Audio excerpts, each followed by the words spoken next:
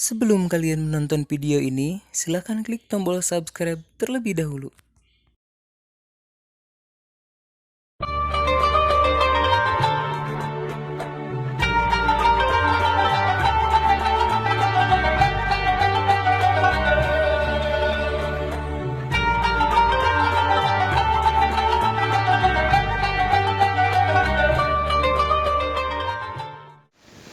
Assalamualaikum warahmatullahi ta'ala wabarakatuh.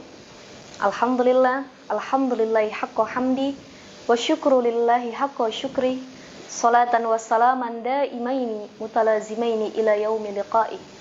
Rabbi israh li sadri wa yassir li amri wahlul uqdatam min lisani yafqahu qawli, amma ba'd. Yang saya hormati keluarga besar Pondok Pesantren Awaliyah Al-Asiyah, Ibunda Dr. Anda Hajah Siti Hapipah HZA, dan ayahanda Bapak Ki Haji Anwar Husaini, para ustadz dan ustazah lainnya, semoga selalu sehat, panjang umur, dan Allah berkahi kehidupannya.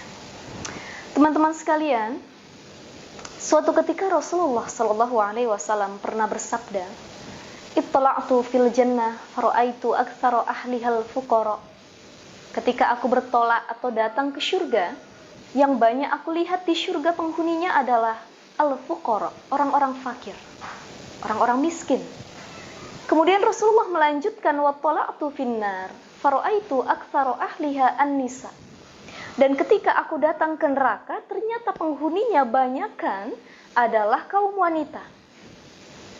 Yang pertama, penghuni surga kebanyakan kaum fakir miskin.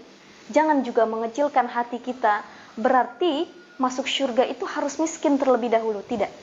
Karena makna fuqara di sini bukan hanya miskin, tapi Syekh Ali Jumu'ah, salah seorang mufti Mesir, mengatakan al-fuqara bimakna al-fuqara ilallahi ta'ala. Jadi fakir di sini maknanya juga hatinya selalu butuh kepada Allah Subhanahu wa ta'ala, dan hati yang tidak pernah cukup untuk mengingat Allah Subhanahu wa ta'ala. Itu yang pertama. Yang kedua, tala'tu finnar fara'aitu aktsara ahliha an-nisa. Dan ternyata kebanyakan penghuni neraka itu perempuan. Kenapa? Para sahabat bertanya kepada Rasulullah, "Lima ya Rasulullah? Mengapa kebanyakan perempuan?" Qala, Rasulullah mengatakan, "Bikufrihinna." Karena perempuan itu makhluk yang paling kufur. Na'udzubillahi min zalik. Yakfurnal ashir wa yakfurnal ihsan. Perempuan seringkali kufur terhadap nikmat begitu banyak yang Allah berikan. Wa yakfurnal ihsan. Dan begitu juga mereka seringkali kufur dengan kebaikan keluarga mereka, kebaikan orang-orang terdekat mereka, bahkan kebaikan dari suami mereka sendiri. Lalu teman-teman sekalian, bagaimana agar menjadi seorang wanita yang dirindukan oleh surga? Menjadi seorang wanita yang diharamkan masuk ke dalam neraka. Banyak pelajaran yang bisa kita ambil, salah satunya dari kisah Siti Maryam alaihissalam. Berbicara tentang Siti Maryam, di dalam Al-Quran seringkali banyak disebutkan kisah para wanita-wanita hebat. Di antaranya ada 27 kisah. 14 kisah disebutkan adalah wanita-wanita hebat yang mereka ada dalam kehidupan para nabi. An-Nisa fi hayatil anbiya. Dan 13-nya lagi adalah sisanya para wanita yang peran mereka dibicarakan oleh Al-Quran. Karena adanya mereka, maka adanya sebab turun ayat Al-Quran tersebut. Salah satu perempuan yang sebab turunnya ayat Al-Quran itu adalah Siti Maryam alaihissalam. Maryam binti Imran sangat-sangat secara eksplisit disebutkan oleh Al-Quran kisahnya, bahkan namanya sendiri dijadikan nama surah dalam Al-Quran. Apa pelajaran kira-kira yang bisa kita ambil dari kisah Siti Maryam? Pertama, Siti Maryam sebagai seorang anak perempuan, bintun shalihatun, dia menjadi anak yang tangguh, menjadi anak yang cerdas, menjadi anak yang tidak bergantung kepada orang tua, bahkan menjadi anak yang kuat walaupun sudah menjadi yatim di usia 3 tahun, tapi beliau tetap menjadi anak yang rajin belajar, mencari guru pengganti selain orang tuanya. Disinilah wakaffalaha Zakaria, ada peran Nabi Zakaria mengajarkan ilmu dan adab kepada Siti Maryam. Maka sebagai anak yang Allah masih beri kesempatan kita umur dan waktu, pergunakan waktu kita untuk belajar dan memperbaiki akhlak serta adab kita dalam sehari-hari. Yang kedua yang kita bisa ambil dari kisah Maryam adalah Maryam ini sosok mar'atun solihah, perempuan yang mampu menjaga kehormatan dan kesuciannya untuk tidak digunakan atau dieksploitasi oleh laki-laki yang bukan muhrimnya. Bahkan Maryam sempat bertanya kepada Allah Subhanahu wa taala ketika malaikat Jibril datang kepadanya mengabarkan bahwa Maryam akan dikaruniakan seorang anak laki-laki nantinya. Maryam mengatakan kepada Allah, Qalat Rabbi anna yakunu li waladun walam yamsasni bashar. Ya Allah, kenapa bisa aku memiliki seorang anak laki-laki padahal aku tidak pernah disentuh oleh siapapun? Maka Allah mengatakan, qala kadzalikillahu yaf'alu ma yasha. Begitulah apa yang Allah kehendaki.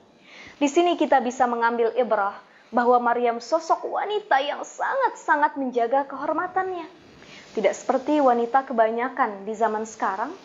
Bukan hanya mereka banyak yang punya anak, kemudian tidak ada ayahnya di luar nikah, tapi mereka juga rela memberikan kecantikan dan mengeksploitasi dirinya untuk hal-hal yang tidak bermanfaat sehingga banyak laki-laki yang bisa menikmati kecantikannya tanpa harus menikahinya. Na'udzubillahi min dzalik. Yang ketiga yang bisa kita ambil dari pelajaran Siti Maryam adalah ketika dia menjadi seorang ibu, dia mampu menjadi madrasatul ula, sekolah pertama dan sekolah terbaik bagi anak-anaknya. Di sini Maryam bisa membuktikan bahwa anaknya Isa bisa menjadi nabi kelak. Dan pendidikan yang dia berikan kepada Isa ternyata melebihi kebaikan pendidikan yang dia terima dari orang tuanya. Maka bagi kita yang akan menjadi calon orang tua dan apalagi sudah menjadi orang tua, mudah-mudahan Allah mudahkan kita untuk menjadi seorang ibu, seorang guru, seorang pendidik yang baik bagi generasi kita sehingga besok mereka bisa menjadi guru yang terbaik juga bagi anak-anak mereka. Dan yang terakhir, kisah Maryam yang bisa kita contoh adalah di sini Maryam menjadi seorang yang ahli ibadah, abid.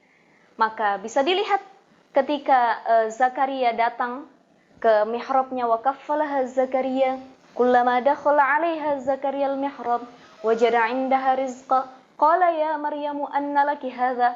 Wahai Maryam, ini dari siapa? Qalat huwa min 'indillah. Saking cintanya Allah, Allah datangkan karunia makan ke tempat mihrabnya, ke tempat tinggalnya. Disinilah Maryam menjadi seorang ahli ibadah yang begitu Allah cintai. Maka ada satu doa dalam surah Ali Imran yang bisa kita dawamkan atau kita amalkan. Doanya adalah doa orang tua Maryam, yaitu Imran dengan istrinya ketika Maryam sedang dalam kandungan. Rabbi inni u'idzuha bika wa zurriyataha minasyaitonir rajim. Ya Allah, jagalah anakku beserta keturunannya nanti dari segala macam bentuk gangguan setan serta maksiat yang ada. Wallahu a'lam bishawab. Assalamualaikum warahmatullahi wabarakatuh.